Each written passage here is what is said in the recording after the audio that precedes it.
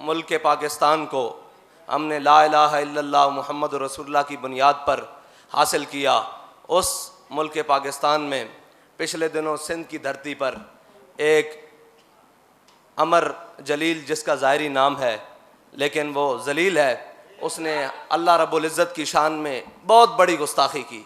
नकले कुफ्र न बाशद, लेकिन फिर भी ज़बान जलती है कि वो मुल्क जिसे हमने ला इलाहा इल्लल्लाह मुहम्मद रसूलुल्लाह की बुनियाद पर हासिल किया। और कुरान पाक में अल्लाह ताला फरमाता है वलिल्लाहिल इज़्ज़तु वलिरसूलिही वलिल मोमिनीन, इज़्ज़त तो अल्लाह ही के लिए है और उसके रसूल के लिए और मोमिनों के लिए है। लेकिन अभी तक हुकूमत पाकिस्तान हो या रियासत पाकिस्तान हो, तमाम ज़िम्मेदार हों, वो अभी तक भंग पी कर सो रहे हैं। और अगर कोई वाक़या हो गया तो फिर कहेंगे जी कानून हाथ में ले लिया जाता है कि उस अल्लाह रब्बुल इज़्ज़त के इतने बड़े गुस्ताख को अभी तक काबिल गिरफ्त क्यों नहीं किया गया। ये वो मुल्क है जिस मुल्क में अगर किताब के टाइटल पर चंद बाइख्तियार और साहिब इक़्तिदार लोगों की तस्वीर आ जाए तो इस किताब को मार्केट में आने से, छपने से रोक दिया जाता है, अगरचे वो कितने ही बड़े सहाफ़ी की क्यों ना हो। लेकिन अगर किसी की इज़्ज़त की बात नहीं है तो वो अल्लाह रब्बुल इज़्ज़त की इज़्ज़त की बात नहीं है, वो रसूलुल्लाह की इज़्ज़त की बात नहीं है, वो शायर इस्लाम की इज़्ज़त की बात नहीं है। ये वो मुल्क है जिसके अंदर इतनी बड़ी तौहीन उसने की और वो शेल्टर और पनाह लेने के लिए इस मुल्क के सूबाई वज़ीर आला को साथ लेते हुए उसके साथी मुल्हिदीन वो जनाब बिलावल भुट्टो ज़रदारी के पास गए और उन्होंने उसको यकीन दिलाया कि इसका तहफ़्फ़ुज़ किया जाएगा। उसने अल्लाह रब्बुल इज़्ज़त के बारे में इतनी बड़ी गुस्ताखी की है और फिर आगे से बकवास किया है कि मैंने मुआशरे की अक्कासी की है। अगर तुमने मुआशरे की अक्कासी करनी थी तो 70 साल से जो मुआशरे को लूट रहे हैं उनके बारे में बात करो ना। जिस रब ने तुम्हें ये वतन दिया और जिसके नाम पर तुम इस वतन में हो और जिसने तुम्हें ये इंसान बनाया और इंसान बनाने के बाद मुसलमानों के मुल्क में पैदा किया और जिसके दिए रिज़्क़ से हम खा रहे हैं, जिसके दिए से हम पहन रहे हैं, जिसकी दी हुई ज़मीन पर हम बस रहे हैं, क्या उस रब के ऊपर इल्ज़ामात लगाने और उस रब के ऊपर बकवास करने का वक्त आ गया है? ये कौन सी दुनिया, ये कौन है? ये वही है मुल्हिद जिन्होंने बड़ी कोशिश की अक़लियतों के नाम पर पाकिस्तान में बेरारवी फैलाने पर। जी इनको तहफ़्फ़ुज़ नहीं है। फिर पाकिस्तान, एक निजी रिपोर्ट के मुताबिक पाकिस्तान के हर शहर, हर गली, हर कूचे में यह कोशिश की गई, मुख्तलिफ यके बाद दिगरे, कभी कुरान की तौहीन की गई, कभी मेरे आका और मौला सल्लल्लाहु अलैहि वसल्लम के बारे में बकवास की गई। और अब ये वक्त आ गया है कि अल्लाह रब्बुल इज़्ज़त की ज़ात पर बातें होने शुरू हो गई हैं। ये वही हालात हैं जो हालात इंडोनेशिया और सूडान के अंदर, रियासत के अंदर एक रियासत खड़ी कर कर, सोच के अंदर वो मुसलमान रियासतें जिन्हें अल्लाह और उसके रसूल के नाम पर हासिल किया गया था, उन रियासतों के अंदर रियासत आलम कुफ्र यहूद नसारा ने पूरी साजिश कर कर उसके अंदर रियासत के अंदर रियासत खड़ी कर कर एक नई सोच देकर फिर ये क्या हुआ कि सूडान के 2 टुकड़े हो गए। ईसाइयत की दाग बेल्ट डाली गई और ईसाइयत के नाम पर सूडान एक मुसलमानों का सूडान होगा और एक ईसाइयों का सूडान हो गया। और उसी तरह की दाग बेल आज पाकिस्तान में डाली जा रही है कि सेकुलर स्टेट के नाम पर वो मुल्हिदीन का टोला जो अब अल्लाह रब्बुल इज़्ज़त की ज़ात तक आ गया और उसके ऊपर इतराज़ात करने शुरू हो गए। वो इतराज़ात ऐसे हैं कि जो कम अज़ कम मिंबर पर खड़े होकर बयान नहीं किए जा सकते। इतनी गलीज़ किस्म की गुस्ताखी जो उन्होंने की।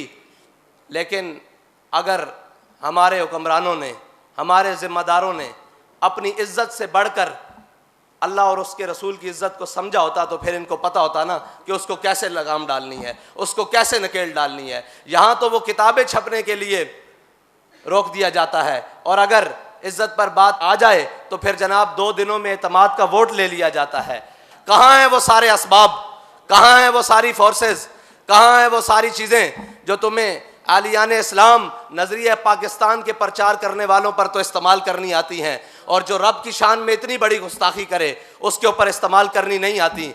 बल्कि तुम सोए हो घर बैठकर, लेकिन सोए रहो, कोई बात नहीं। तुम्हें पता ही नहीं है कि तुम्हारे सोने से मुल्क का हशर क्या हो जाएगा और मुल्क को किस जानिब लेकर तुम चले जाओगे और किस जानिब ये मुल्क चला जाएगा और क्या इसके नताइज निकलेंगे।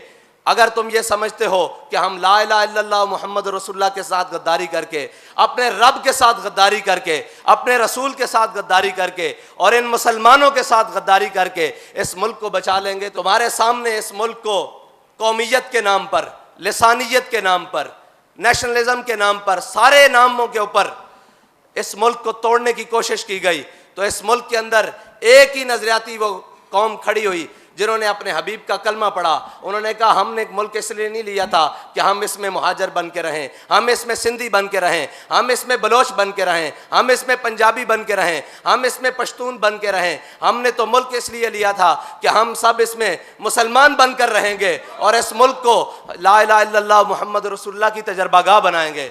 लेकिन क्या किया कि इस मुल्क को कभी किसी ने कौमियत के नाम पर काटा, कभी किसी ने लिसानियत के नाम पर काटा, कभी किसी ने जनाब अब नेशनलिज्म के नाम पर काटा, अब सेकुलर स्टेट बनाने की बातें हो रही हैं। याद रखना, जब तक हुजूर के कलमा पढ़ने वाले, हुजूर के गुलाम इस मुल्क में बसते हैं, मुल्क को उस जानिब नहीं जाने दिया जाए। अभी तो हम फ्रांस के मुकाबले में खड़े हैं, अभी तो हम फ्रांस की गुस्ताखी का जवाब देने के लिए तुम कलमा गो से मिन्नतें कर रहे हैं कि जनाब सफीर को बाहर निकालो। अब मिन्नतों से तो बात इंशाल्लाह आगे चली गई है, अब तो 20 आने वाली है।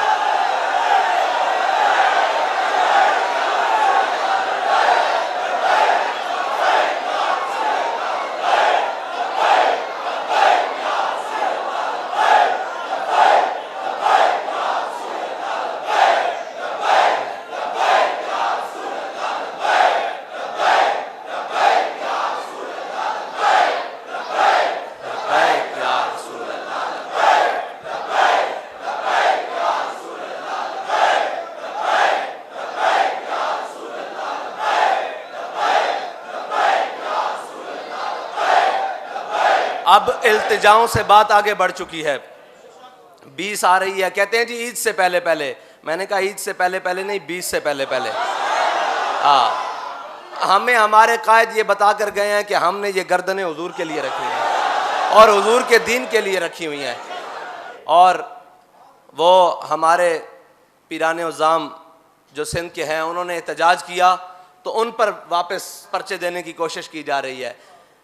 उस्ताद साहब फरमाया करते थे, बाज आ जाओ, बाज आ जाओ, अल्लाह के कहर से डरो कि जिस रब के नाम पर तुम इस मुल्क में अयाशियां कर रहे हो, जिस नबी के नाम पर तुम्हें ये मुल्क दिया और ये सारे तुम्हारे बैज और जनाब ऊपर से लेके नीचे तक तुम्हारे कर्रो फर वजीर आजम और मुल्क के बड़े बड़े ओहदों के मजे लूट रहे हो, यार उस रब की शान में गुस्ताखी हुई। इधर सिर्फ एक किसी के बारे में बात कर दी जाए तो तौहीन अदालत लगा दी जाती है। अभी कानून पास हुआ है कि जनाब वो मुक्तदर इदारों के बारे में अगर बात हुई तो 2 साल कैद सजा सुनाई जाएगी। तो उस रब्बुल इज्जत के बारे में बात हुई है, तुमने क्या किया है?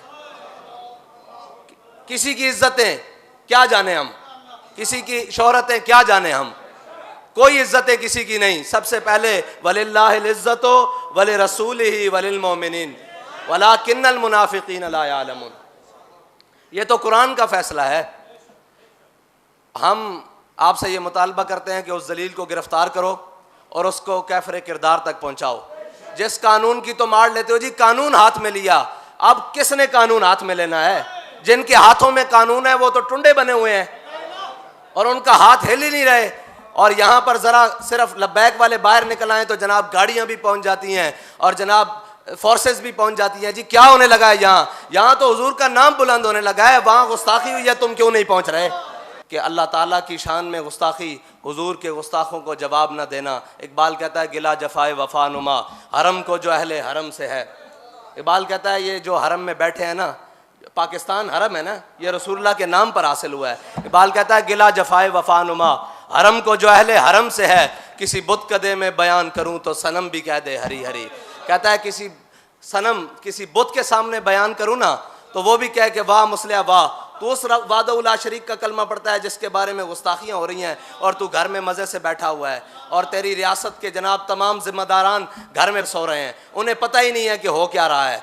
लेकिन इकबाल कहता है कि अगर ये किसी बुत कदे में बयान कर दूं तो सनम भी और जनाब बुत भी कह दें कि वाह मुसलिया वाह, तेरे कलमा पढ़ने की भी क्या बात, तूने किसका कलमा पढ़ा और कैसी बातें करता है। अल्लाह ताला हमें हुजूर की मोहब्बत अता फरमाए और शायर इस्लाम पर पैरा देने की तौफीक अता फरमाए और हक बयान करने की तौफीक अता फरमाए और हक के साथ खड़े होने की तौफीक अता फरमाए।